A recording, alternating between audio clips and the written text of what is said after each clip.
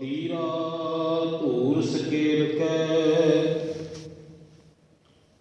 ਪੁਰੀਆ ਬੰਦੀ ਦੇ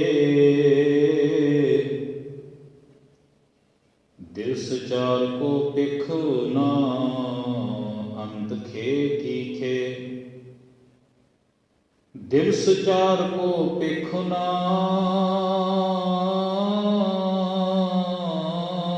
ਅੰਤ ਖੇ ਕੀ ਖੇ।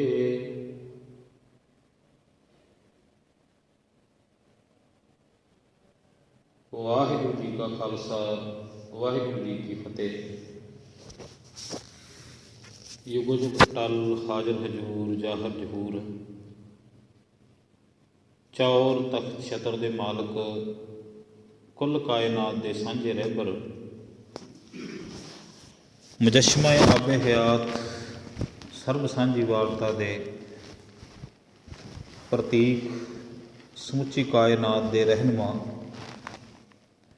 ਦਸਾਂ ਪਾਤਸ਼ਾਹੀਆਂ ਦੀ ਜਗਦੀ ਜੋਤ ਹਾਜ਼ਰ ਹਜੂਰ ਜਾਹਰ ਜਹੂਰ ਚਵਰ ਛਤਰ ਤਖਤ ਦੇ ਮਾਲਕ ਸ਼ਾਹ ਸ਼ਹਿਨਸ਼ਾਹ ਰਾਜਾਨ ਰਾਜ ਭਾਨਾਨ ਭਾਨ ਦੇਵਾਨ ਦੇਵ ਹੁਕਮਾ ਮਹਾਨ ਧੰਨ ਧੰਨ ਸਾਹਿਬ ਸ੍ਰੀ ਗੁਰੂ ਗ੍ਰੰਥ ਸਾਹਿਬ ਸੱਚੇ ਪਾਤਸ਼ਾਹ ਦੇ ਪਾਵਨ ਮੁਕੱਦਸ ਅੰਮ੍ਰਿਤਮਈ ਹਯਾਤੀ ਚਰਨਾਂ ਦੇ ਵਿੱਚ ਅੰਮ੍ਰਿਤ ਵੇਲੇ ਤੋਂ ਬੈਠ ਕਰਕੇ ਸਤਿਗੁਰਾਂ ਦੀ ਅੰਮ੍ਰਿਤਮਈ ਬਾਣੀ ਨਿਤਨੇਮ ਦੇ ਸਰੂਪ ਦੇ ਵਿੱਚ ਸ਼ਰਵਣ ਕੀਤੀ ਹੈ। ਉਪਰੰਤ ਇਹ ਵੇਲਾ ਹੈ ਗੁਰਬਾਣੀ ਵਿਖਿਆਨ ਦਾ, ਗੁਰਬਾਣੀ ਨੂੰ ਸਮਝਣ ਦਾ। ਹਰ ਰੋਜ਼ ਦੀ ਤਰ੍ਹਾਂ ਚੱਲਦੀ ਹੋਈ ਵਿਚਾਰ ਦੇ ਮੁਤਾਬਕ ਇੱਕ ਪਾਵਨ ਸ਼ਲੋਕ ਨੂੰ ਆਧਾਰ ਬਣਾ ਕੇ ਆਪਾਂ ਹਰ ਰੋਜ਼ ਗੁਰੂ ਬਾਬੇ ਦੇ ਘਰ ਦੀਆਂ ਬਾਤਾਂ ਪਾਉਂਦੇ ਹਾਂ।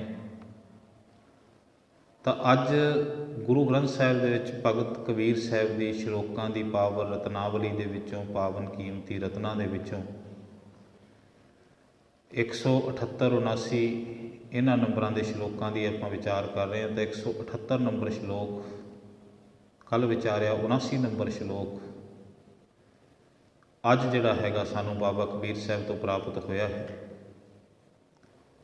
ਇਸ ਪਾਵਨ ਸ਼ਲੋਕ ਦੇ ਵਿੱਚ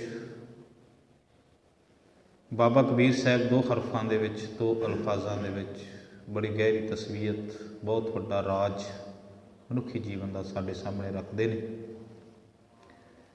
ਕਿ ਇਹ ਜਿਹੜੀ ਕਾਇਨਾਤ ਹੈ, ਇਹ ਜੋ ਸੰਸਾਰ ਹੈ, ਇਹ ਉਸ ਪਰਮਾਤਮਾ ਦੇ ਵਿੱਚੋਂ ਕਿਸ ਤਰ੍ਹਾਂ ਉਤਪੰਨ ਹੁੰਦਾ ਹੈ ਅਤੇ ਕਿਸ ਤਰ੍ਹਾਂ ਇਹਦਾ ਸਮਾਪਨ ਹੁੰਦਾ ਹੈ। ਇਸ ਸਮੁੱਚੀ ਕਾਇਨਾਤ ਦੇ ਵਿੱਚ ਜਿਹਦੇ ਵਿੱਚ ਮਨੁੱਖੀ ਸਰੀਰ ਵੀ ਆਉਂਦਾ ਹੈ। ਤਾਂ ਸਤਿਗੁਰਾਂ ਨੇ ਇਸ ਪਾਵਨ ਸ਼ਬਦ ਦੇ ਵਿੱਚ ਜਿਹੜੀ ਬਾਤ ਮੁੱਖ ਰੂਪ ਦੇ ਵਿੱਚ ਸੁਨੇਹਾ ਦਿੱਤਾ ਹੈ ਉਹ ਹੈ ਕਿ ਮਨੁੱਖ ਆਪਣੇ ਅੰਦਰ ਦੇ ਵਿਚਾਰਾਂ ਕਰਕੇ ਇਸ ਸੰਸਾਰ ਨੂੰ ਸਿਰਜਦਾ ਹੈ। ਹਰ ਇੱਕ ਮਨੁੱਖ ਦਾ ਆਪਣਾ ਇੱਕ ਸੰਸਾਰ ਹੈ। ਹਰ ਇੱਕ ਮਨੁੱਖ ਦਾ ਸੰਸਾਰ ਨੂੰ ਦੇਖਣ ਦਾ ਆਪਣਾ ਇੱਕ ਨਜ਼ਰੀਆ ਹੈ। ਅਤੇ ਗੁਰੂ ਪਿਤਾ ਨੇ ਇਸ ਸਰੀਰ ਨੂੰ ਪਿੰਡ ਵੀ ਕਿਹਾ ਹੈ, ਇਸ ਸਰੀਰ ਨੂੰ, ਪੂਰੇ ਦੇ ਪੂਰੇ ਸਰੀਰ ਨੂੰ ਇੱਕ ਸ਼ਹਿਰ ਵੀ ਕਿਹਾ ਹੈ। ਸਤਿਗੁਰੂ ਕਹਿੰਦੇ ਨੇ ਇੱਕ ਸਰੀਰ ਸ਼ਹਿਰ ਹੈ ਜਿਸ ਵਿੱਚ ਅਲੱਗ-ਅਲੱਗ ਤਰ੍ਹਾਂ ਦੇ ਵਿਚਾਰਾਂ ਨੂੰ ਮਨੁੱਖ ਨੇ ਬਾਜ਼ਾਰ ਬਣਾ ਕੇ ਸਜਾ ਕੇ ਰੱਖਿਆ ਹੈ। ਪਰ ਕਹਿੰਦੇ ਨੇ ਜਿਵੇਂ ਕਿਸੇ ਮੇਲੇ ਦੇ ਵਿੱਚ, ਕਿਸੇ ਸ਼ਹਿਰ ਦੇ ਵਿੱਚ ਲੋਕ ਇਕੱਠੇ ਹੁੰਦੇ ਨੇ, ਮੇਲਾ ਸਜਦਾ ਹੈ, ਅਲੱਗ-ਅਲੱਗ ਤਰ੍ਹਾਂ ਦੇ ਬਾਜ਼ਾਰ ਸਜਦੇ ਨੇ ਅਤੇ ਮੇਲੇ ਦਾ ਇੱਕ ਸੁਭਾਅ ਹੁੰਦਾ ਹੈ। ਮੇਲਾ ਮੌਸਮ ਦੇ ਹਿਸਾਬ ਨਾਲ ਸਜਦਾ ਹੈ। ਜਿਸ ਤਰ੍ਹਾਂ ਦਾ ਮੌਸਮ ਹੁੰਦਾ ਹੈ, ਜਿਸ ਤਰ੍ਹਾਂ ਦਾ ਲੋਕ ਪਹਿਨਣਾ ਖਾਣਾ ਪਸੰਦ ਕਰਦੇ ਨੇ, ਮੇਲੇ ਦੇ ਵਿੱਚ ਉਸ ਤਰ੍ਹਾਂ ਦੀਆਂ ਦੁਕਾਨਾਂ ਸਜਦੀਆਂ ਨੇ। ਜਿਸ ਤਰ੍ਹਾਂ ਸਰਦੀ ਦੇ ਦਿਨਾਂ ਵਿੱਚ ਜੇਕਰ ਮੇਲੇ ਲੱਗਦੇ ਨੇ ਤਾਂ ਉੱਥੇ ਉਸ ਤਰ੍ਹਾਂ ਦੇ ਕੱਪੜੇ, ਉਸ ਤਰ੍ਹਾਂ ਦੀਆਂ ਜਿਹੜੀਆਂ ਚੀਜ਼ਾਂ, ਉਸ ਤਰ੍ਹਾਂ ਦੇ ਪ੍ਰੋਡਕਟ, ਉਸ ਤਰ੍ਹਾਂ ਦਾ ਖਾਣ ਪੀਣ ਦੇਖਣ ਨੂੰ ਮਿਲੇਗਾ ਜਿਹੜਾ ਸਰਦੀ ਦੇ ਮੌਸਮ ਵਿੱਚ ਲੋੜੀਂਦਾ ਹੈ। ਜੇ ਗਰਮੀ ਦੇ ਮਹੀਨੇ ਵਿੱਚ ਮੇਲੇ ਲੱਗਦੇ ਨੇ ਤਾਂ ਉਸ ਮੇਲੇ ਦੇ ਵਿੱਚ, ਉਸ ਬਾਜ਼ਾਰ ਦੇ ਵਿੱਚ ਜਿਸ ਤਰ੍ਹਾਂ ਦਾ ਵਾਤਾਵਰਨ ਹੈ, ਜਿਸ ਤਰ੍ਹਾਂ ਦਾ ਚੁਗਿਰਦਾ ਹੈ, ਉਸ ਤਰ੍ਹਾਂ ਦਾ ਸਾਜੋ ਸਮਾਨ ਦੇਖਣ ਨੂੰ ਮਿਲਦਾ ਹੈ।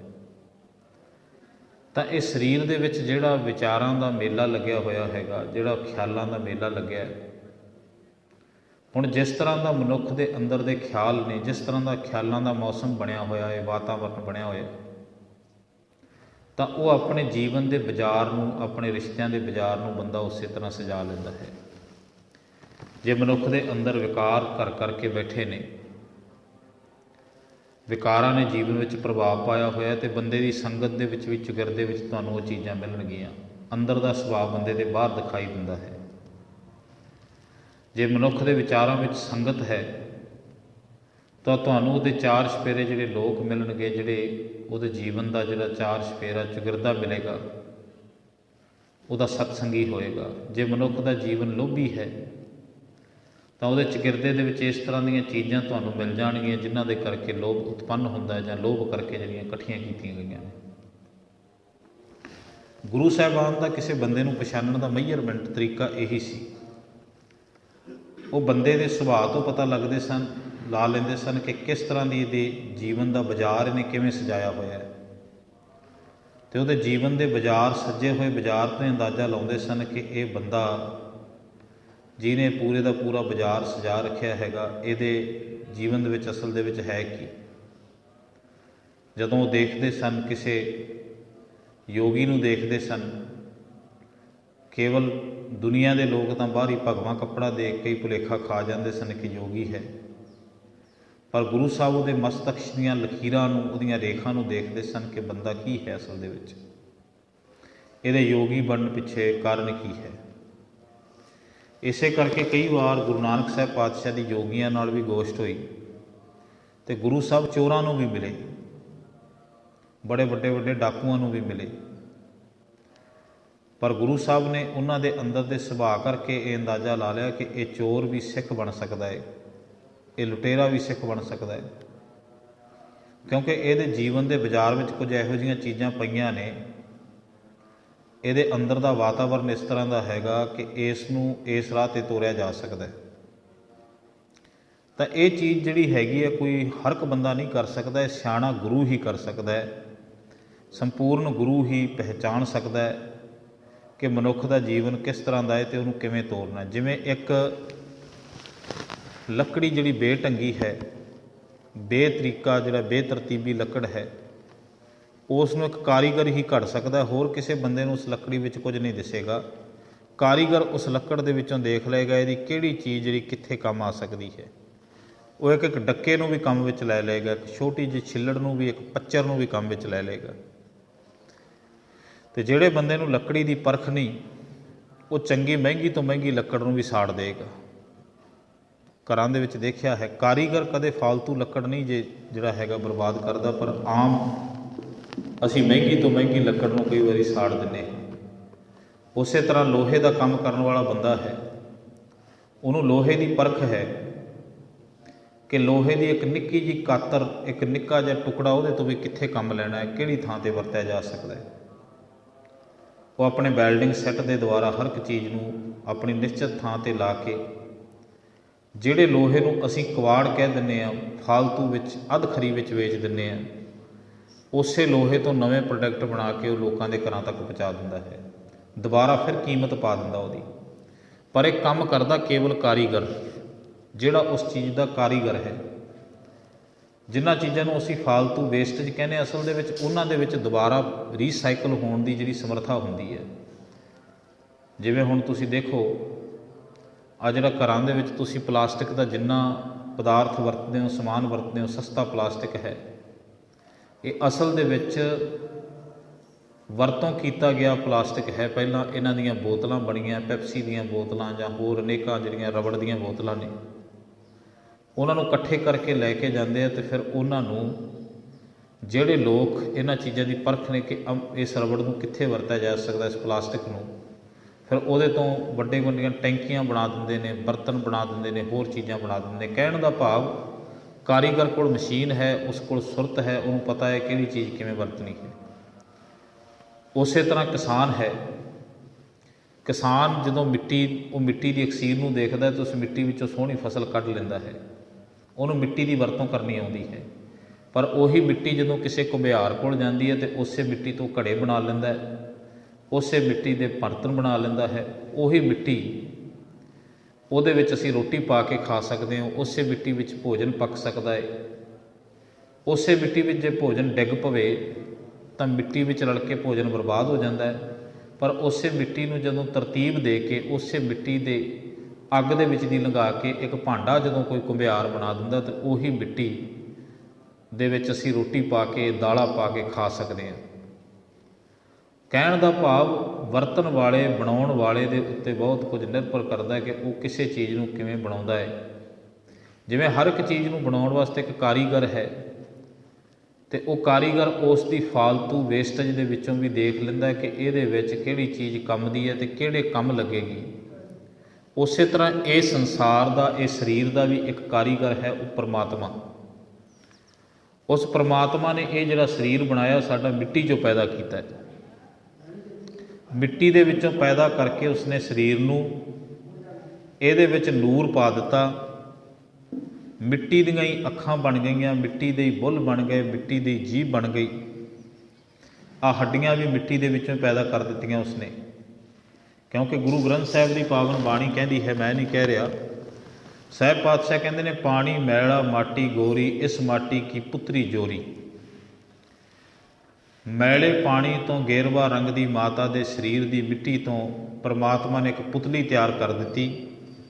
ਉਹ ਕਹਿੰਦੇ ਨੇ ਇਸ ਪੁਤਲੀ ਨੇ ਫਿਰ ਅੱਗੇ ਜਾ ਕੇ ਜਿਵੇਂ ਜਿਵੇਂ ਇਹ ਉਸ ਵਾਹਿਗੁਰੂ ਨੇ ਸਥਿਤੀ ਪੈਦਾ ਕੀਤੀ ਇਸ ਪੁਤਲੀ ਦੀ, ਉਸ ਦੇ ਕੋਲ ਕਲਾ ਹੈ, ਉਸ ਦੇ ਕੋਲ ਸਮਰੱਥਾ ਹੈ ਕਿ ਇਸ ਬਾਜ਼ਾਰ ਨੂੰ ਉਹ ਸਜਾਉਂਦਾ ਹੈ।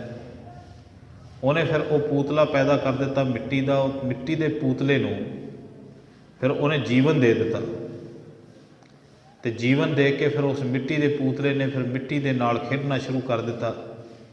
ਉਹਨੇ ਹੌਲੀ ਹੌਲੀ ਫਿਰ ਸੁਰਤ ਉਹਦੇ ਵਿੱਚ ਪੈਦਾ ਕੀਤੀ ਅਤੇ ਉਸਨੇ ਹੋਰ ਮਿੱਟੀ ਦੇ ਜਿਹੜੇ ਪੂਤਲੇ ਇਸ ਧਰਤੀ 'ਤੇ ਉਸ ਪਰਮਾਤਮਾ ਨੇ ਬਣਾਏ ਸੀਗੇ, ਫਿਰ ਉਹਨਾਂ ਨਾਲ ਰਿਸ਼ਤੇ ਬਣਾਉਣੇ ਸ਼ੁਰੂ ਕਰ ਦਿੱਤੇ।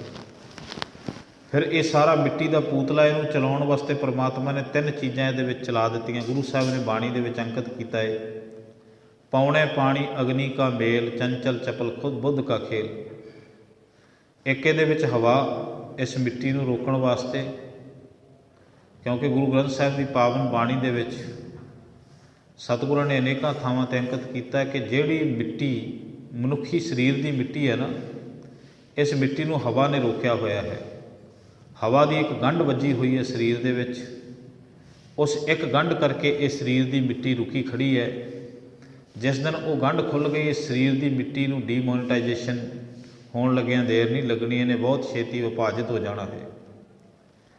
ਫਿਰ ਕਹਿੰਦੇ ਨੇ ਪਾਣੀ, ਇਸ ਮਿੱਟੀ ਦੇ ਵਿੱਚ ਪਰਮਾਤਮਾ ਨੇ ਪਾਣੀ ਪੈਦਾ ਕਰ ਦਿੱਤਾ। ਇਸ ਤਰ੍ਹਾਂ ਪਾਣੀ ਦੇ ਨਾਲ ਸੁਮੇਲ ਪੈਦਾ ਕੀਤਾ ਕਿ ਪਾਣੀ ਇਸ ਮਿੱਟੀ ਨੂੰ ਸਿਰਜਦਾ ਰਹਿੰਦਾ, ਇਸ ਮਿੱਟੀ ਨੂੰ ਅੱਗੇ ਵਧਾਉਂਦਾ। ਜੇ ਪਾਣੀ ਨਾ ਮਿਲੇ ਤਾਂ ਮਿੱਟੀ ਵੱਧ ਨਹੀਂ ਸਕਦੀ। ਇਹ ਸਰੀਰ ਜਿਹੜਾ ਨਾ, ਇਹਦੀ ਸਾਰੀ ਗਰੋਥ ਪਾਣੀ ਦੇ ਉੱਤੇ ਖੜੀ ਹੈ। ਉਹ ਕਹਿੰਦੇ ਨੇ ਹਵਾ, ਪਾਣੀ ਅਤੇ ਅੱਗ, ਤੀਜੀ ਹੈ ਅੱਗ। ਅੱਗ ਅਤੇ ਪਾਣੀ ਦਾ ਕੋਈ ਸੁਮੇਲ ਨਹੀਂ, ਪਰ ਪਰਮਾਤਮਾ ਨੇ ਦੋਵਾਂ ਨੂੰ ਇਕੱਠੇ ਕਰ ਦਿੱਤਾ। ਹੁਣ ਪਾਣੀ ਦੀ ਮਦਦ ਦੇ ਨਾਲ ਅੱਗ ਸਰੀਰ ਨੂੰ ਚਲਾਉਂਦੀ ਹੈ। ਜਿਵੇਂ ਹੂ ਇਹ ਸਰੀਰ ਜਿਹੜਾ ਨਾ ਇੱਕ ਗੱਡੀ ਦੇ ਇੰਜਨ ਵਾਂਗੂ ਪਰਮਾਤਮਾ ਨੇ ਬਣਾਇਆ ਹੈ। ਜਿਵੇਂ ਆਪਾਂ ਕਹਿ ਦਿੰਦੇ ਹਾਂ ਵੀ ਗੱਡੀ ਵਿੱਚ ਪਾਣੀ ਵੀ ਚਾਹੀਦਾ ਹੈ ਅਤੇ ਤੇਲ ਵੀ ਚਾਹੀਦਾ ਹੈ, ਲੋੜੀਂਦੀ ਹਵਾ ਵੀ ਚਾਹੀਦੀ ਹੈ। ਤਿੰਨੇ ਚੀਜ਼ਾਂ ਬਰਾਬਰ ਨੇ ਅਤੇ ਗੱਡੀ ਚੱਲਦੀ ਹੈ। ਅਤੇ ਜੇ ਤਿੰਨਾਂ 'ਚੋਂ ਇੱਕ ਵੀ ਖਤਮ ਹੋ ਗਈ ਜਾਂ ਇੱਕ ਵੀ ਘਟ ਗਈ ਅਤੇ ਸਾਧਨ 'ਚ ਨੁਕਸ ਪੈ ਜਾਏਗਾ। ਜੇ ਗੱਡੀ ਵਿੱਚ ਪਾਣੀ ਘੱਟ ਜਾਵੇ ਤਾਂ ਗਰਮ ਹੋ ਜਾਏਗੀ। ਉਸੇ ਤਰ੍ਹਾਂ ਜੇ ਸਰੀਰ ਵਿੱਚ ਘੱਟ ਜਾਵੇ ਤਾਂ ਸਰੀਰ ਨੂੰ ਗਰਮੀ ਲੱਗ ਜਾਂਦੀ ਹੈ। ਜੇ ਗੱਡੀ ਵਿੱਚ ਤੇਲ ਖਤਮ ਹੋ ਜਾਏ, ਮਗਲੈਲ ਖਤਮ ਹੋ ਜਾਏ ਤਾਂ ਗੱਡੀ ਠੰਡੀ ਹੋ ਜਾਂਦੀ ਹੈ। ਉਸੇ ਤਰ੍ਹਾਂ ਸਰੀਰ ਵਿੱਚ ਤਪਸ਼ ਖਤਮ ਹੋ ਜਾਏ ਤਾਂ ਸਰੀਰ ਠੰਡਾ ਹੋ ਜਾਂਦਾ ਹੈ, ਕਫ ਦੀ ਬਿਮਾਰੀ ਲੱਗ ਜਾਂਦੀ ਹੈ। ਗੱਡੀ ਵਿੱਚ ਜੇ ਵਾਹ ਨਾ ਜਾਵੇ ਤਾਂ ਉਹ ਕਹਿੰਦੇ ਨੇ ਹਵਾ ਤੋਂ ਬਿਨਾਂ ਗੱਡੀ ਡੈਮੇਜ ਹੋ ਜਾਂਦੀ ਹੈ, ਅਤੇ ਸਰੀਰ ਵਿੱਚ ਵੀ ਜੇ ਹਵਾ ਨਾ ਜਾਏ ਤਾਂ ਸਰੀਰ ਡੈਮੇਜ ਹੋ ਜਾਂਦਾ ਹੈ। ਇਹ ਹਵਾ ਸਰੀਰ ਦੇ ਵਿੱਚ ਰਕਤ ਚਾਪ ਨੂੰ, ਖੂਨ ਦੀਆਂ ਧਮਨੀਆਂ ਸ਼ਰਾਵਾਂ ਤੱਕ ਪ੍ਰਵਾਹ ਨੂੰ ਆਕਸੀਜਨ ਕੰਮ ਕਰਦੀ ਹੈ, ਸਹਾਇਕ ਹੁੰਦੀ ਹੈ ਇਹਦੇ ਵਾਸਤੇ। ਤਾਂ ਅੱਜ ਦੇ ਇਸ ਪਾਵਨ ਸ਼ਬਦ ਦੇ ਵਿੱਚ ਬਾਬਾ ਕਬੀਰ ਸਾਹਿਬ ਇਹ ਕਹਿ ਰਹੇ ਨੇ, ਉਹ ਕਹਿੰਦੇ ਉਸ ਪਰਮਾਤਮਾ ਨੇ ਇਸ ਮਿੱਟੀ ਦੇ ਵਿੱਚੋਂ, ਕਬੀਰਾ ਧੂਰ ਸਕੇਲ ਕੇ, ਇਸ ਮਿੱਟੀ ਵਿੱਚੋਂ ਸਰੀਰ ਬਣਾਇਆ ਅਤੇ ਫਿਰ ਇਸ ਮਿੱਟੀ ਨੇ ਅਨੇਕਾਂ ਮਿੱਟੀਆਂ ਦੇ ਨਾਲ ਅੱਗੇ ਰਿਸ਼ਤਾ ਪੈਦਾ ਕੀਤਾ। ਫਿਰ ਇਹ ਮਿੱਟੀ ਆਪਣੇ ਆਪ ਨੂੰ ਇਹ ਭੁੱਲ ਗਈ ਕਿ ਮੈਂ ਮਿੱਟੀ ਹਾਂ। ਜਿਹੜੇ ਵਜੂਦ 'ਚੋਂ ਇਹ ਬਣੀ ਸੀ ਉਸ ਨੂੰ ਭੁੱਲ ਗਈ। ਜੇਕਰ ਕਿਤੇ ਮਿੱਟੀ ਨੂੰ ਇਹ ਯਾਦ ਰਵੇ, ਸਾਨੂੰ ਇਹ ਚੇਤੇ ਰਵੇ ਕਿ ਅਸੀਂ ਮਿੱਟੀ ਦੇ ਬਣੇ ਹੋਏ ਹਾਂ, ਤੇ ਸੱਚ ਜਾਣੋ ਅਸੀਂ ਮਿੱਟੀ ਦੀ ਕਿਸੇ ਚੀਜ਼ ਤੋਂ ਨਫ਼ਰਤ ਨਹੀਂ ਕਰਾਂਗੇ। ਜਿਸ ਦਿਨ ਸਾਨੂੰ ਇਹ ਚੇਤਾ ਆ ਗਿਆ ਨਾ ਕਿ ਹਰ ਇੱਕ ਚੀਜ਼ ਉਸ ਪਰਮਾਤਮਾ ਤੋਂ ਪੈਦਾ ਹੋਈ ਹੈ। ਮੈਂ ਪਿਛਲੇ ਦਿਨਾਂ ਦੇ ਵਿੱਚ ਵਿਚਾਰ ਪੜ੍ਹ ਰਿਹਾ ਸੀ, ਉਹ ਕਹਿੰਦੇ ਭਾਈ ਸਾਹਿਬ ਭਾਈ ਮਣੀ ਸਿੰਘ ਨੂੰ ਜਦੋਂ ਸ਼ਹੀਦ ਕੀਤਾ ਗਿਆ ਨਾ, ਇੱਕ ਲਿਖਾਰੀ ਨੇ ਆਪਣੀ ਭਾਵਨਾ ਨਾਲ ਲਿਖਿਆ, ਬੜਾ ਵਿਦਵਾਨ ਸੀ, ਡਾਕਟਰ ਤਾਰਨ ਸਿੰਘ ਉਹਦਾ ਨਾਂ ਹੈ। ਉਹਨੇ ਇੱਕ ਵਾਰਤਾ ਲਿਖੀ ਨਿੱਕੀ ਜੀ। ਉਹ ਕਹਿੰਦਾ ਭਾਈ ਮਣੀ ਸਿੰਘ ਨੂੰ ਜਦੋਂ ਸ਼ਹੀਦ ਕਰਨ ਲੱਗੇ ਨਾ, ਤੇ ਉਹ ਕਹਿੰਦੇ ਵੀ ਜਲਾਦ ਭਾਈ ਮਣੀ ਸਿੰਘ ਦੇ ਸਾਹਮਣੇ ਖੜਾ ਹੈ, ਤੇ ਉਹ ਕਹਿੰਦੇ ਵੀ ਭਾਈ ਮਣੀ ਸਿੰਘ ਨੂੰ ਜਲਾਦ ਨੇ ਸਵਾਲ ਕੀਤਾ। ਉਹ ਕਹਿੰਦੇ ਵੀ ਤੁਹਾਨੂੰ ਮੌਤ ਨੂੰ ਦੇਖ ਕੇ ਡਰ ਨਹੀਂ ਲੱਗਦਾ? ਤੁਸੀਂ ਮੇਰੀਆਂ ਅੱਖਾਂ ਵੱਲ ਦੇਖ ਕੇ ਘਬਰਾਏ ਨਹੀਂ? ਜਦੋਂ ਕਿ ਉਹ ਕਹਿੰਦੇ ਮੈਂ ਤਾਂ ਇਹ ਦੇਖਦਾ ਵੀ ਕੋਈ ਵੀ ਬੰਦਾ ਜਦੋਂ ਉਹਨੂੰ ਕਤਲਗਾਹ ਤੱਕ ਲੈ ਕੇ ਆਉਂਦੇ ਨੇ, ਮਕਤਲਖਾਨੇ ਤੱਕ ਲੈ ਕੇ ਆਉਂਦੇ ਨੇ, ਤੇ ਜਿਵੇਂ ਜਿਵੇਂ ਮੌਤ ਦਾ ਸਮਾਂ ਨੇੜੇ ਆਉਂਦਾ ਜਾਂਦਾ ਹੈ, ਬੰਦੇ ਦੇ ਅੰਦਰ ਦੀ ਘਬਰਾਹਟ, ਅੰਦਰ ਦਾ ਜਿਹੜਾ ਸਕੂਨ ਹੈ ਉਹ ਖਤਮ ਹੋ ਜਾਂਦਾ, ਘਬਰਾਹਟ ਵੱਧਦੀ ਜਾਂਦੀ ਹੈ। ਪਰ ਤੁਸੀਂ ਪੁਰਸਕੂਨ ਬੈਠੇ ਹੋ, ਬੜੇ ਆਰਾਮ ਨਾਲ ਬੈਠੇ ਹੋ, ਤੁਹਾਡੇ ਅੰਦਰ ਕੋਈ ਕਾਹਲ ਨਹੀਂ, ਕੋਈ ਡਰ ਨਹੀਂ, ਕੋਈ ਭੈ ਨਹੀਂ। ਕਾਰਨ ਤਾਂ ਭਾਈ ਮਣੀ ਸਿੰਘ ਨੇ ਕਿਹਾ, ਕਹਿੰਦੇ ਮੈਂ ਅਸਲ ਦੇ ਵਿੱਚ ਨਾ ਕਤਲ ਕਰਨ ਵਾਲੇ ਵਿੱਚ ਤੇ ਜਨਮ ਦੇਣ ਵਾਲੇ ਵਿੱਚ ਕੋਈ ਫਰਕ ਨਹੀਂ ਸਮਝਦਾ। ਉਹ ਕਹਿੰਦੇ ਮੈਨੂੰ ਜਿਸ ਦਿਨ ਜਨਮ ਹੋਇਆ ਸੀ, ਕਹਿੰਦੇ ਵੀ ਉਹ ਦਿਨ ਤਾਂ ਨਹੀਂ ਯਾਦ, ਮੈਂ ਕਿਸ ਤਰ੍ਹਾਂ ਦਾ ਸੀ, ਮੇਰੀ ਮਾਂ ਨੇ ਕਿਵੇਂ ਮੈਨੂੰ ਪਾਲਿਆ। ਪਰ ਕਹਿੰਦਾ ਜਦੋਂ ਮੇਰੀ ਮਾਂ ਇਸ ਸਰੀਰ ਨੂੰ ਸੰਭਾਲਦੀ ਸੀ, ਮੈਨੂੰ ਦੁੱਧ ਪਿਲਾਉਂਦੀ ਸੀ, ਉਹ ਕਹਿੰਦਾ ਮੈਨੂੰ ਉਹਦੀਆਂ ਅੱਖਾਂ ਦੇ ਵਿੱਚ ਮਮਤਾ, ਉਹਦੀਆਂ ਅੱਖਾਂ ਵਿੱਚ ਪਿਆਰ ਨਜ਼ਰ ਆਉਂਦਾ ਸੀਗਾ, ਪ੍ਰੇਮ ਹੈ। ਤੇ ਉਹ ਬੜੇ ਪ੍ਰੇਮ ਨਾਲ, ਬੜੀ ਮਮਤਾ ਨਾਲ ਮੇਰੇ ਇਸ ਜਿਹੜਾ ਹੈਗਾ ਇਸ ਮਿੱਟੀ ਨੂੰ, ਆਪਣੀ ਮਿੱਟੀ ਦੇ ਵਿੱਚੋਂ ਕੁਝ ਅੰਸ਼ ਦਿੰਦੀ ਸੀਗੀ, ਕਿਉਂਕਿ ਮਾਂ ਆਪਣੀ ਮਿੱਟੀ ਆਪਣੇ ਪੁੱਤਰ ਨਾਲ ਵੰਡਦੀ ਹੈ। ਸਰੀਰ ਦੀ ਮਿੱਟੀ ਆਪਣੇ ਬੱਚੇ ਨੂੰ ਸਿਰਜਣ ਵਾਸਤੇ ਮਾਂ ਵਰਤਦੀ ਹੈ।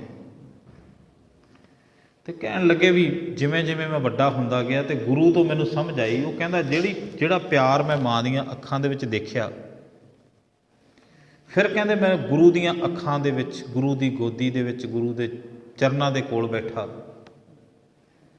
ਹੁਣ ਕਹਿੰਦੇ ਮਾਂ ਨੇ ਤਾਂ ਸਰੀਰ ਰੂਪੀ ਮਿੱਟੀ ਦੇ ਨਾਲ ਮੈਨੂੰ ਜਵਾਨ ਕੀਤਾ, ਤੇ ਗੁਰੂ ਨੇ ਫਿਰ ਉਸੇ ਮਿੱਟੀ ਨੂੰ ਸੁਰਤ ਦਿੱਤੀ, ਤੇ ਗੁਰੂ ਨੇ ਵੀ ਬੜੇ ਪ੍ਰੇਮ ਦੇ ਨਾਲ ਮੈਨੂੰ ਕੋਲ ਬਿਠਾ ਕੇ ਸਭ ਕੁਝ ਦੱਸਿਆ।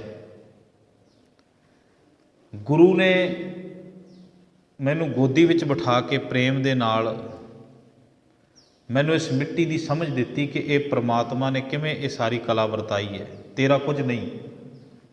ਨੂਰ ਉਸ ਰੱਬ ਦਾ ਏ, ਪੰਜ ਤੱਤ ਇਸ ਧਰਤੀ ਤੋਂ ਲਏ ਗਏ ਨੇ। ਤੇ ਗੁਰੂ ਨੇ ਇਹਨੇ ਪਿਆਰ ਨਾਲ ਸਮਝਾਇਆ ਕਿ ਉਹਦੀਆਂ ਅੱਖਾਂ ਦਾ ਪ੍ਰੇਮ ਜਿਹੜਾ ਸੀਗਾ ਉਹ ਮੈਨੂੰ ਇੰਨਾ ਧੀਰਜਵਾਨ ਤੇ ਇੰਨਾ ਉਹਨੇ ਟਿਕਾ ਦਿੱਤਾ ਕਿ ਉਹ ਕਹਿੰਦੇ ਅੱਜ ਮਾਂ ਤੋਂ ਸਰੀਰ ਦੀ ਮਿੱਟੀ ਆਈ ਸੀ, ਗੁਰੂ ਤੋਂ ਇਸ ਮਿੱਟੀ ਨੂੰ ਅਕਲ ਮਿਲੀ ਸੀ, ਤੇ ਅੱਜ ਕਹਿੰਦੇ ਇਸ ਮਿੱਟੀ ਨੂੰ ਤੂੰ ਫਿਰ ਪਰਤ ਕੇ ਮੇਰੇ ਮਾਂ ਦੀ ਕੁੱਖ ਚੋਂ ਜਨਮ ਲੈਣ ਤੋਂ ਪਹਿਲਾਂ ਜਿਹੜੀ ਅਵਸਥਾ ਸੀ ਉੱਥੇ ਫਿਰ ਮਿਲਾਉਣ ਲੱਗਿਆ। ਦੇਖੋ ਸਮਝ, ਦੇਖੋ ਕਿ ਜਿਹੜੇ ਮਨੁੱਖ ਨੂੰ ਇਸ ਗੱਲ ਦੀ ਸਮਝ ਆ ਜਾਂਦੀ ਅਸੀਂ ਕੀ ਹਾਂ, ਫਿਰ ਮੌਤ ਤੇ ਵੀ ਗਿਲਾ ਖਤਮ ਹੋ ਜਾਂਦਾ ਹੈਗਾ। ਉਹ ਕਹਿੰਦੇ ਮਾਂ ਨੇ ਸਰੀਰ ਬਣਾ ਜਿਹੜਾ ਹੈਗਾ ਸਰੀਰ ਰੂਪੀ ਮਿੱਟੀ ਨੂੰ ਆਪਣਾ ਸ਼ੀਰ, ਆਪਣਾ ਦੁੱਧ ਪਿਲਾ ਕੇ ਵੱਡਾ ਕੀਤਾ। ਗੁਰੂ ਨੇ ਉਸ ਮਿੱਟੀ ਨੂੰ ਗੁਰਮਤਿ ਦੀ ਸਮੱਤ ਦਿੱਤੀ, ਤੇ ਕਹਿਣ ਲੱਗੇ ਹੁਣ ਇਹ ਮਿੱਟੀ ਜਿਹੜੀ ਹੈ ਸੰਪੂਰਨ ਹੋ ਗਈ। ਹੁਣ ਇਸ ਮਿੱਟੀ ਵਿੱਚ ਜਿਹੜੇ ਸਰੀਰ ਨੇ, ਜਿਹੜੇ ਆਤਮਾ ਨੇ ਸਫ਼ਰ ਕੀਤਾ ਸੀ, ਉਹ ਸਫ਼ਰ ਵੀ ਉਹਦਾ ਪੂਰਾ ਹੋ ਗਿਆ। ਤੇ ਹੁਣ ਕਹਿਣ ਲੱਗੇ ਇਸ ਸਰੀਰ ਰੂਪੀ ਮਿੱਟੀ ਨੂੰ ਛੱਡਣਾ ਮੇਰਾ ਫਰਜ਼ ਬਣਦਾ ਹੈ। ਪਰ ਕਹਿਣ ਲੱਗੇ ਉਹ ਉਪਰਾਲਾ ਆਪਣੇ ਆਪ ਨਹੀਂ ਸੀ ਹੋ ਸਕਦਾ, ਉਹ ਉਪਰਾਲਾ ਤੇਰੇ ਹੱਥ ਵਿੱਚ ਦਿੱਤਾ ਗਿਆ। ਉਹ ਕਹਿੰਦੇ 3 ਕੰਮ ਨੇ ਕਿਸੇ ਵੀ ਡਿਪਾਰਟਮੈਂਟ ਦੇ। ਜਿਵੇਂ ਕੋਈ ਵੀ ਇੱਕ ਡਿਪਾਰਟਮੈਂਟ ਹੈ, ਉਹਦੇ ਵਿੱਚ ਇੱਕ ਥਾਂ ਤੇ ਚੀਜ਼ਾਂ ਬਣਦੀਆਂ ਨੇ, ਇੱਕ ਥਾਂ ਤੇ ਸੇਲ ਪਰਚੇਜ ਹੁੰਦੀਆਂ ਨੇ, ਤੇ ਇੱਕ ਇਹੋ ਜਿਹੀ ਜਗ੍ਹਾ ਵੀ ਹੁੰਦੀ ਜਿੱਥੇ ਵੇਸਟੇਜ ਵੀ ਜਿਹੜੀ ਹੈ ਪਰਤ ਕੇ ਦੁਬਾਰਾ ਰੀਸਾਈਕਲ ਵੀ ਕੀਤਾ ਜਾਂਦਾ ਹੈ। ਹੁਣ ਤਿੰਨਾਂ ਚੋਂ ਕਿਸੇ ਨੂੰ ਮਾੜਾ ਨਹੀਂ ਕਹਿ ਸਕਦੇ। ਜੇ ਰੀਸਾਈਕਲਿੰਗ ਨਾ ਹੋਵੇ ਕੁਦਰਤ ਦੇ ਵਿੱਚ, ਦੁਬਾਰਾ ਪੁਨਰ ਨਵਿਆਉਣਯੋਗ ਸਮਰੱਥਾ ਨਾ ਹੋਵੇ, ਤਾਂ ਇਸ ਧਰਤੀ 'ਤੇ ਕੁਝ ਵੀ ਠੀਕ ਨਹੀਂ ਰਹੇਗਾ। ਤਾਂ ਕੁਦਰਤ ਰੀਸਾਈਕਲ ਕਰ ਰਹੀ ਹੈ। ਅਸੀਂ ਕਿਸੇ ਵੀ ਪੁਰਾਣੀ ਚੀਜ਼ ਨੂੰ ਨਵੀਂ ਚੀਜ਼ ਵਿੱਚ ਬਦਲਣ ਲੱਗੇ ਹਾਂ, ਮਿੰਟ ਲਾਉਂਦੇ ਹਾਂ। ਅਸੀਂ ਕਹਿੰਦੇ ਹਾਂ ਵੀ ਜੇ ਪੁਰਾਣੀ ਚੀਜ਼ ਸਾਡੇ ਤੋਂ ਕੋਈ ਲੈ ਲਵੇ ਤੇ ਅਸੀਂ ਨਵੀਂ ਲੈ ਲਵਾਂਗੇ। ਉਹਦਾ ਕਾਰਨ ਕਿ ਅਸੀਂ ਰੀਸਾਈਕਲ ਕਰਨਾ ਚਾਹੁੰਦੇ ਹਾਂ ਹਰ ਇੱਕ ਚੀਜ਼।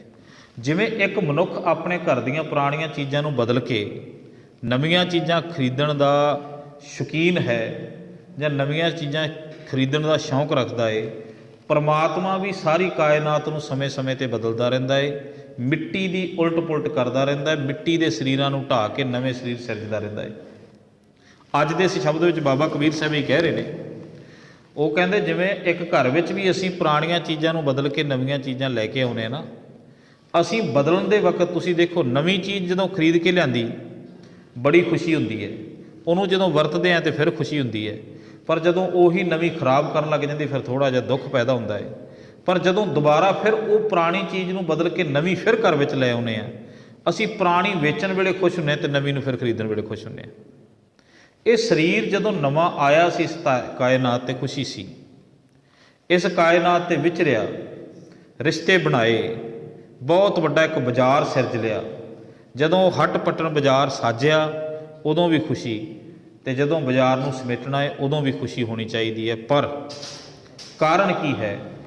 ਦੁਖੀ ਹੋਣ ਦਾ ਕਾਰਨ ਵੱਡਾ ਇਹ ਹੈ ਕਿ ਜਦੋਂ ਅਸੀਂ ਇਹ ਬਾਜ਼ਾਰ ਸਜਾਇਆ ਸੀਗਾ, ਇਹ ਬਾਜ਼ਾਰ ਬਣਾਇਆ ਸੀ, ਉਦੋਂ ਪਤਾ ਕੀ ਸੀ? ਬਹੁਤ ਕੁਝ ਲੈ ਕੇ ਆਏ ਸੀਗੇ। ਇਹ ਜਿਹੜਾ ਬਾਜ਼ਾਰ ਸੀਗਾ ਨਾ, ਜਦੋਂ ਅਸੀਂ ਲਾਇਆ ਸੀ ਆ ਕੇ ਦੁਕਾਨਦਾਰੀ ਆਪਣੀ ਖੜੀ ਕੀਤੀ ਸੀ ਇਸ ਸੰਸਾਰ 'ਤੇ, ਉਦੋਂ ਅਸੀਂ ਆਪਣੀਆਂ ਮੁੱਠੀਆਂ ਭਰ ਕੇ ਲੈ ਕੇ ਆਏ ਸੀ। ਇੱਥੇ ਵਪਾਰ ਕੀਤਾ ਸੀ, ਅਤੇ ਵਪਾਰ ਪਤਾ ਕੀ ਕੀਤਾ? ਜਿੰਨੇ ਸੌਦੇ ਕੀਤੇ ਘਾਟੇ ਦੇ ਕੀਤੇ। ਸਾਹਾਂ ਦੀ ਪੂੰਜੀ ਬਦਲੇ ਇੱਥੇ ਮਿੱਟੀ ਇਕੱਠੀ ਕਰਦੇ ਰਹੇ ਅਸੀਂ। ਕੀਮਤੀ ਸਵਾਸਾਂ ਦੇ ਬਦਲੇ ਇੱਥੇ ਧੂੜ ਵਿੱਚ ਅਸੀਂ ਮੱਥਾ ਮਾਰਦੇ ਰਹੇ। ਜਿਹੜੀ ਚੀਜ਼ ਦੀ ਕੀਮਤ ਬਹੁਤ ਬੇਸ਼ਕੀਮਤੀ ਸੀ ਉਹਦੇ ਬਦਲੇ ਅਸੀਂ ਵਿਅਰਥ ਦੇ ਕੰਮ ਕੀਤੇ, ਅਤੇ ਜਿਹੜੀ ਪੂੰਜੀ ਸੀ, ਸਰਮਾਇਆ ਖਤਮ ਹੋ ਗਿਆ। ਅਤੇ ਜਦੋਂ ਸ਼ਾਮ ਦੇ ਵਕਤ ਬਾਜ਼ਾਰ ਸਮੇਟਣ ਲੱਗੇ ਅਤੇ ਜੇਬ ਵਿੱਚ ਵੇਖਿਆ ਕੁਝ ਵੀ ਨਹੀਂ ਬਚਿਆ। ਜਿਹਦਾ ਬਾਜ਼ਾਰ ਸਮੇਟਣ ਦੇ ਵਕਤ ਜੇਬ ਵਿੱਚ ਕੁਝ ਨਾ ਬਚੇ, ਉਹ ਮਨੁੱਖ ਦੁਖੀ ਹੋਏਗਾ। ਦੁਕਾਨਦਾਰ ਜਦੋਂ ਬਾਜ਼ਾਰ ਲਾਉਂਦੇ ਨੇ ਬੜੀ ਖੁਸ਼ੀ ਨਾਲ ਲਾਉਂਦੇ ਨੇ। ਉਮੀਦ ਕੀ ਹੁੰਦੀ ਆ ਕਿ ਅੱਜ ਸਾਰਾ ਦਿਨ ਵੱਟਾਂਗੇ, ਕੁਝ ਵੇਚਾਂਗੇ, ਕੁਝ ਖਰੀਦਾਂਗੇ, ਕੁਝ ਸਾਰਾ ਕੁਝ ਕਰਾਂਗੇ। ਤਾਂ ਜਦੋਂ ਉਹ ਬਾਜ਼ਾਰ ਸਮੇਟਦੇ ਨੇ ਉਦੋਂ ਵੀ ਖੁਸ਼ੀ ਹੋਣੀ ਚਾਹੀਦੀ ਵੀ ਜਿੰਨਾ ਮੈਂ ਉਮੀਦ ਕੀਤੀ ਸੀ ਮੈਂ ਉਹਨਾਂ ਵੇਚ ਦਿੱਤਾ, ਜਿੰਨੀ ਮੈਨੂੰ ਉਮੀਦ ਸੀ ਮੈਨੂੰ ਉਨੀ ਦਿਹਾੜੀ ਬਣ ਗਈ, ਮੈਂ ਖੁਸ਼ ਹਾਂ। ਇੱਕ ਦਿਨ ਦਾ ਹਿਸਾਬ ਲਾ ਲਈਏ ਤਾਂ ਦੁਕਾਨਦਾਰ ਇਸ ਤਰ੍ਹਾਂ ਸੋਚਦਾ ਹੈ। ਹੁਣ ਅਸੀਂ ਵੀ ਇਸ ਸੰਸਾਰ ਦੇ ਉੱਤੇ ਵਪਾਰੀ ਦੁਕਾਨਦਾਰ ਹਾਂ, ਕਿਉਂਕਿ ਗੁਰੂ ਗ੍ਰੰਥ ਸਾਹਿਬ ਦੀ ਬਾਣੀ ਕਹਿੰਦੀ, ਮੈਂ ਨਹੀਂ ਕਹਿ ਰਿਹਾ, ਉਹ ਕਹਿੰਦੇ ਵਣਜਾਰਾ ਮਿੱਤਰ, ਬਾਣੀ ਦੇ ਵਿੱਚ ਸ਼ਬਦ ਆਉਂਦਾ ਹੈ, ਪਹਿਲੇ ਪਹਿਰੇ ਰਹਿਣ ਕੇ ਵਣਜਾਰਿਆ ਮਿੱਤਰਾ, ਹੁਕਮ ਭਇਆ ਗਰਭਾਸ। ਉਹ ਕਹਿੰਦੇ ਸਭ ਤੋਂ ਪਹਿਲਾਂ ਵਣਜਾਰਿਆ ਤੂੰ ਵਣਜ ਕਰਨ ਵਾਸਤੇ ਮਾਂ ਦੇ ਗਰਭ ਵਿੱਚ ਆ ਕੇ ਸਫ਼ਰ ਕੀਤਾ। 9 ਮਹੀਨਿਆਂ ਦੇ ਸਫ਼ਰ ਤੋਂ ਬਾਅਦ ਤੇਰਾ ਇਸ ਸੰਸਾਰ ਦੇ ਬਾਜ਼ਾਰ 'ਤੇ ਉਤਾਰਾ ਹੋਇਆ, ਅਤੇ ਸੰਸਾਰ ਦੇ ਬਾਜ਼ਾਰ ਦੇ ਉੱਤੇ ਤੂੰ ਸਵਾਸਾਂ ਦੀ, ਸਾਹਾਂ ਦੀ ਪੂੰਜੀ ਲੈ ਕੇ ਬੈਠਾ, ਅਤੇ ਸਾਰੀ ਉਮਰ ਹੱਟ ਖੋਲ੍ਹ ਕੇ ਬੈਠਾ ਰਿਹਾ। ਅਤੇ ਕੀਤਾ ਕੀ? ਸਾਰੀ ਉਮਰ ਦੀ ਹੱਟੀ ਦੇ ਵਿੱਚ ਕੁਝ ਵੀ ਨਹੀਂ ਖੱਟਿਆ। ਜੇ ਹੱਟੀ ਵਿੱਚ ਕੁਝ ਖੱਟੀ ਨਾ ਹੋਵੇ ਤਾਂ ਉਹ ਹੱਟੀ ਹੱਟੀ ਨਹੀਂ ਰਹਿੰਦੀ। ਹੱਟੀ ਖੱਟੀ ਨਾਲ ਬਣਦੀ ਹੈ, ਜੇ ਖੱਟੀ ਨਹੀਂ ਤਾਂ ਫਿਰ ਹੱਟੀ ਹੱਟੀ ਨਹੀਂ। ਜਿਨ੍ਹਾਂ ਦੀ ਹੱਟੀ ਵਿੱਚ ਖੱਟੀ ਨਹੀਂ ਉਹਨਾਂ ਦੀ ਹੱਟੀ ਕਾਮਯਾਬ ਹੀ ਨਹੀਂ ਹੁੰਦੀ। ਮਨੁੱਖ ਨੇ ਸੰਸਾਰਕ ਹੱਟੀਆਂ ਵਿੱਚ ਤਾਂ ਬਹੁਤ ਕੁਝ ਖੱਟ ਲਿਆ, ਪਰ ਆਤਮਿਕ ਹੱਟੀ ਵਿੱਚ ਕੁਝ ਵੀ ਨਫਾ ਨਾ ਖੱਟਿਆ। ਸਾਰੀ ਉਮਰ ਵਣਜਾਰਾ ਬਣ ਕੇ ਵਣਜਤਾ ਕਰਦਾ ਰਿਹਾ, ਪਰ ਸਾਹਾਂ ਦੀ ਕੀਮਤੀ ਪੂੰਜੀ ਦੇ ਬਦਲੇ ਇਹੋ ਜਿਹਾ ਕੁਝ ਇਕੱਠਾ ਕੀਤਾ ਜਿਹੜਾ ਇੱਥੇ ਹੀ ਛੱਡ ਜਾਣਾ ਸੀ, ਪਰਤ ਕੇ ਦੁਬਾਰਾ ਵਾਪਸ ਨਹੀਂ ਸੀ ਲਿਜਾਣਾ। ਅਤੇ ਫਿਰ ਜਦੋਂ ਕੋਈ ਦੁਕਾਨਦਾਰ ਦੁਕਾਨ ਲਾਵੇ ਅਤੇ ਸ਼ਾਮ ਨੂੰ ਸਾਰਾ ਸੌਦਾ ਵੀ ਵਿਕ ਜਾਵੇ ਅਤੇ ਜੇਬ ਵਿੱਚ ਪੈਸਾ ਵੀ ਕੋਈ ਨਾ ਹੋਵੇ, ਐਸਾ ਦੁਕਾਨਦਾਰ ਰੋਵੇਗਾ। ਇਸੇ ਕਰਕੇ ਲੋਕ ਸੰਸਾਰ 'ਤੇ ਆਉਂਦੇ ਤਾਂ ਹੱਸਦੇ ਨੇ ਕਿਉਂਕਿ ਦੁਕਾਨ ਲਾਈ ਹੈ, ਪਰ ਜਾਂਦੇ ਨੇ ਜਦੋਂ ਘਾਟੇ ਖਾ ਖਾ ਕੇ ਅਖੀਰ ਨੂੰ ਸਭ ਕੁਝ ਗਵਾ ਕੇ ਜਾਂਦੇ, ਰੋਂਦੇ ਨੇ। ਅੱਜ ਦੇ ਇਸ ਪਾਵਨ ਸ਼ਬਦ ਵਿੱਚ ਬਾਬਾ ਕਬੀਰ ਸਾਹਿਬ ਹੀ ਕਹਿੰਦੇ ਨੇ, ਉਹ ਕਹਿੰਦੇ ਕਬੀਰਾ ਧੂੜ ਸਕੇਲ ਕੈ। ਜਿਹੜੀ ਧੂੜ ਦਾ ਤੂੰ ਬਾਜ਼ਾਰ ਲਾਇਆ ਸੀਗਾ, ਉਸ ਧੂੜ ਦੀਆਂ ਅਲੱਗ-ਅਲੱਗ ਚੀਜ਼ਾਂ ਬਣਾਈਆਂ ਸੀਗੀਆਂ, ਜਿਵੇਂ ਮਿੱਟੀ ਦੇ ਬਰਤਨ ਬਣਦੇ ਨੇ। ਉਹ ਕਹਿੰਦੇ ਜਿਹੜੀ ਧੂੜ ਦਾ ਸਰੀਰ 'ਚੋਂ ਸਭ ਕੁਝ ਬਣਾਇਆ, ਅਤੇ ਫਿਰ ਧੂੜ ਦਾ ਹੀ ਹੋ ਗਿਆ ਨਾ ਵਪਾਰ ਸਾਰਾ। मिट्टी चों ही बनया सारा कुछ। किहड़ी चीज़ है जिहड़ी धरती चों नहीं निकली? हाँ गल की उहदे रंग रूप जे वखरे ने, की हैगा सोना की है तो मिट्टी का ही रूप। लोग इहनूं चक के तुरे फिरदे ने। ते अक्सर तो यह भी तो इस संसार तो इहने किहड़ा रोक लेना किसी मनुख नूं जाण लग्गिया। जिहदे कन विच, जिहदे नक विच, कि जिहदे हत्थ विच सोने का कड़ा पाया, उन्हें थोड़ी ना इत्थे रोक लेना बंदे नूं। उन्हें तो फिर मिट्टी विच रल जाना, किसी होर ने वंड लेना जाके। आ जिहड़ा लोहा असीं इकट्ठा कर रखिया, चार चपेरे पत्थर इकट्ठा कर रखे, की है कित्थों कढ़िया? मिट्टी चों। ते इस मिट्टी चों कढ़िया किहड़ी मिट्टी ने? आ शरीर की मिट्टी ने। ऐस मिट्टी ने, इस मिट्टी चों सब कुछ बना लिया। तो वो कहते हैं फिर एक दिन समा आएगा, इसकी बुनियाद आएगी, आ मिट्टी ने भी ढह जाना, तो जिहड़ा कुछ बनाया उस मिट्टी ने भी ढह जाना है। तो फिर कहते वो सब कुछ जिहड़ा बाजार लाया सी ना, जिवें एक बाजार लाउण वाला पंड खोलदा है तो सारा चार चपेरे बाजार ला लैंदा है, तो पंड बन्नदा है तो पुड़िया दे विच फिर सारी दी सारी जिहड़ा गंढड़ी विच बन लैंदा है। वो कहते उस तरह तेरा शरीर है। कबीरा धूर सकेल कै पुरिया बंदी दे। पुरिया शब्द दो तरह नाल वरतिया गया है। पुरिया शब्द का अर्थ वैसे नगर भी हुंदा है, बाजार, तो पुरिया का अर्थ हुंदा पुड़ी। पंजाबी भाषा में वरतते हैं असीं किसी चीज़ नूं बन्न देना। वो कहते आ जिहड़ा शरीर का बाजार जा ला के बैठा सी ना तू, बड़ा ये मान करता सीगा भी ये वटांगा कुछ, इस तरह करांगा, वो करांगा, बड़ियां दलीलां लैके बैठा सी।